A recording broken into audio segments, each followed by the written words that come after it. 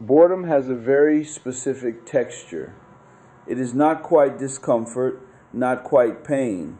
It is more like a low hum, a kind of restlessness that sits just under the skin and makes it hard to settle.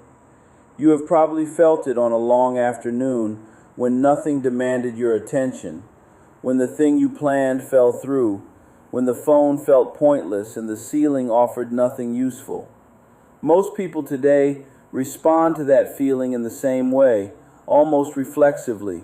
They reach for something, a screen, a snack, a task they have been putting off, anything to make the hum stop. But here is something worth sitting with. For the vast majority of human history, there was nothing to reach for. No screen, no scroll, no notification pulling you elsewhere. There was just the afternoon and the fire and whatever was in front of you. And humans were bored then too. The feeling is not new. What changed is everything we do with it. What this episode is really about is boredom itself, what it is for, where it came from, and what it might be trying to do for you when it shows up uninvited in the middle of a Tuesday. Boredom is not a modern invention. It is not a consequence of too much comfort or too little discipline. Psychologists and researchers who study emotion tend to describe boredom as an aversive state of low arousal and dissatisfaction. But in plain terms, it is simply the feeling that arises when your mind has more capacity than your current situation is using. Your attention is looking for somewhere to land and nothing is catching it. That gap between what your mind can do and what it is being asked to do is where boredom lives.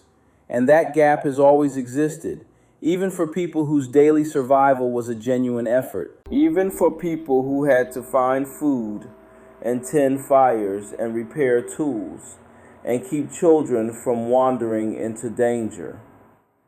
There were still stretches of time that had no clear shape, long nights, slow seasons, afternoons when the work was done and the light had not yet faded. The human brain, even then, was too large and too active to simply sit idle. So what did they do? The evidence gathered from anthropology, archaeology, and the study of cultures that maintain traditional ways of life well into recent centuries tells a story that might surprise you. Because what ancient humans did with boredom was, in many ways, profoundly creative.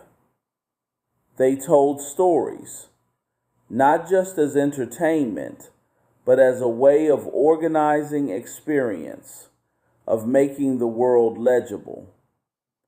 A hunt that went wrong became a story with a shape. A storm that passed became a lesson worth repeating. Researchers who have studied oral storytelling traditions across many different cultures note that storytelling tends to peak in the quiet hours, around fires, after eating, in the late hours of the night when the day's demands have eased. Boredom, or at least a lull in action, seems to have been part of what made space for narrative. The human impulse to tell and hear stories may have been fed in part by having time to fill.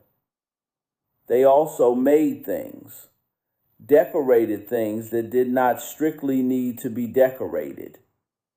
Ancient humans carved patterns into tools that worked just as well without them.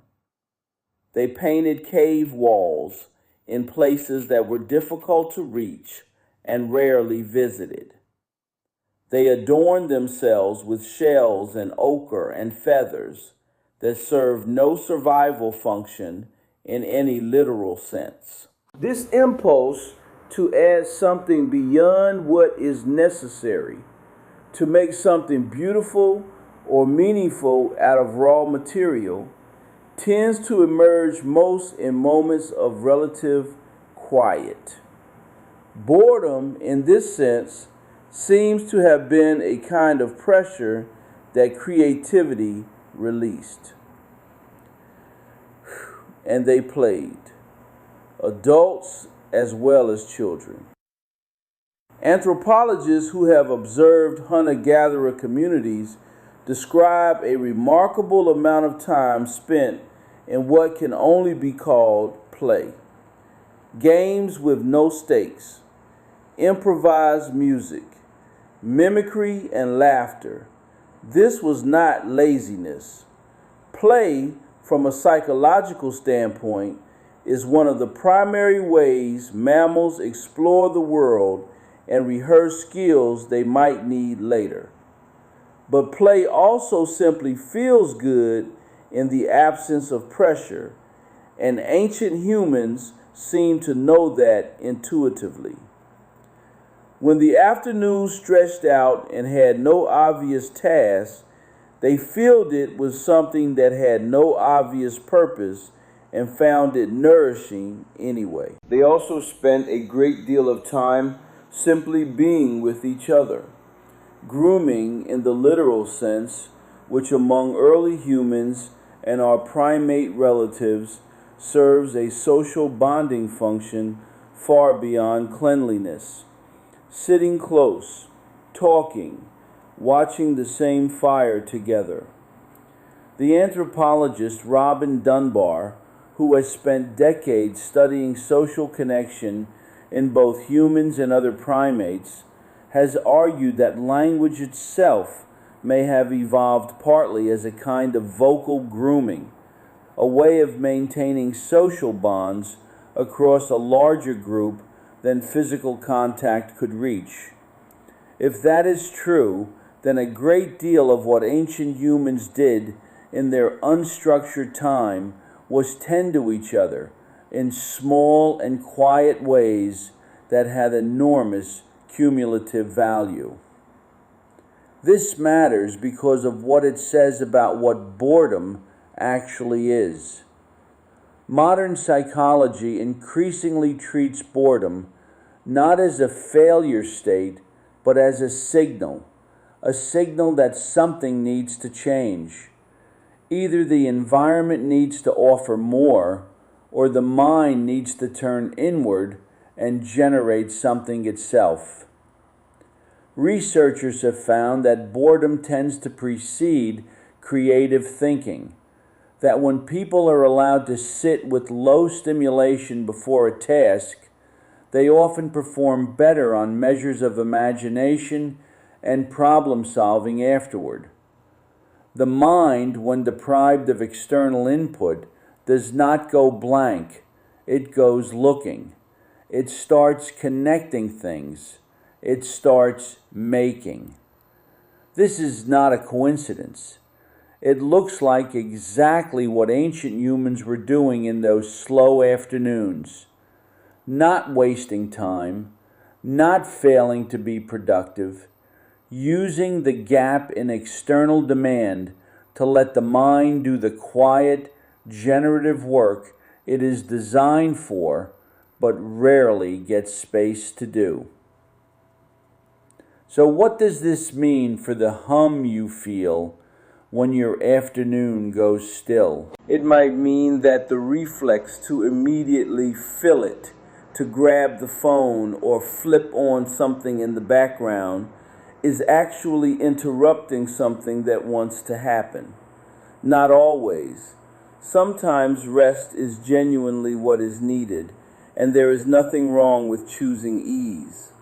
But sometimes that restless feeling is the beginning of something, a creative thought trying to form, a question trying to surface, a connection your mind is reaching toward, and the noise you add to drown it out is the very thing that stops it from arriving. One gentle thing worth trying is simply staying with the boredom for a little longer than feels comfortable. Not forever, not as a discipline, just for a few minutes more than your instinct suggests. See what the mind does when it does not get rescued. Ancient humans had no choice but to wait. And out of that waiting came story and art and song and the deepest conversations they were capable of having. You have the same mind they had. It has not changed as much as the world around it has. The brain you carry is the same brain that sat by a fire on a quiet evening 40,000 years ago and with nothing pressing to do, began to imagine things that had never been imagined before. It wanted to make meaning then. It still does. Just as a gentle note, this kind of reflection is meant as general insight into human behavior. And if you are navigating something heavier beneath the surface, speaking with a professional is always a kind thing to do for yourself. There is something quietly reassuring in this, if you let it land. Boredom has always been part of being human. It is not a problem your ancestors solved or a flaw that better technology will eventually fix. It is the space the mind makes when it is ready to do something that matters, and it has been doing that for as long as there have been people to feel it. If this kind of quiet thinking is the sort of company you want to keep, it would mean a lot to have you subscribe. There is always more worth sitting with.